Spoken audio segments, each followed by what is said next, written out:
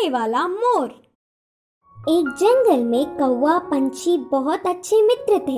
वे एक दूसरों की मुश्किलों में मदद करते थे।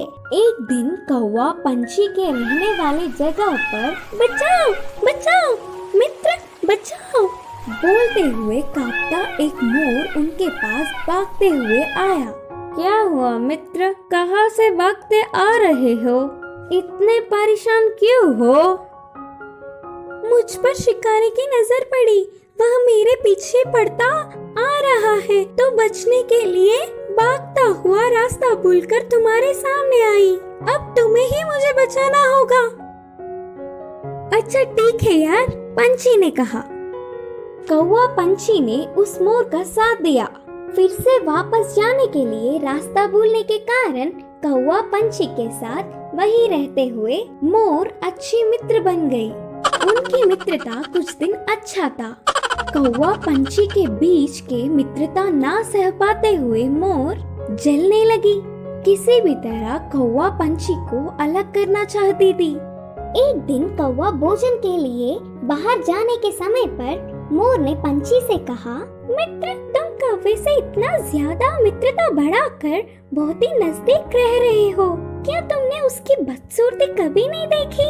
उसे देख सब चिढ़ जाते हैं। तुम्हारा उससे दूर रहने में ही भलाई है। मैं जो कहनी चाहती थी वो कह चुकी, बाकी तुम्हारी मर्जी। वह सुनकर अचानक चौंकने वाला पंछी मोर से कहा, हाँ सच्ची, मैंने इतने दिनों से कौवे के बारे में सोचने की कोशिश भी नहीं की। हट, उससे क्या दोस्ती, उससे क्या मित्रता।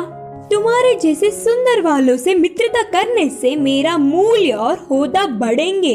उसकी चाल सफल हुई करके मोर खुश हुई।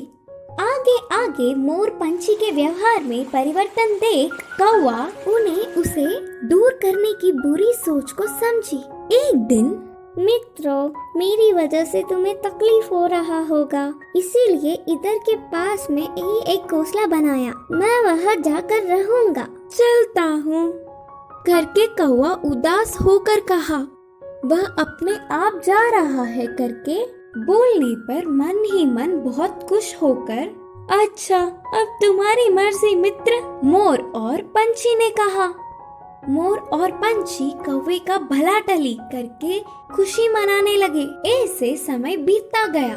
पुराने मित्रों को छोड़ के आए हुए बहुत दिन होने से कौवे को उन्हें देखने की इच्छा जागी। पुरानी जगह पर उड़ता हुआ आया। उसी क्षण अपने पंख खोलकर नाचने वाले मोर पर एक शिकारी ने निशाना लगाया। कौवा देखा और परेशान हुआ। हटो वहाँ से मोर मित्र, हटो, खतरा खतरा बोलकर जोर से चिल्लाया। पास में मरी हुई सांप को अपनी चोंच से पकड़कर शिकारी पर छोड़ा। सांप अपने ऊपर गिरने से बचाओ बचाओ, सांप सांप बोलते हुए जोर से चिल्लाकर डर के शिकारी वहाँ से भाग गया।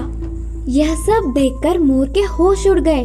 भागते हुए आकर कौवे की चरणों पर गिरी और रोते हुए कहा, माफ कर दो मित्र, सुंदरता के घमंड में मैं मेरे मुश्किल समय में मदद करने वाले तुम्हें धोखा दिया, लेकिन तुमने मेरे प्राण बचाए।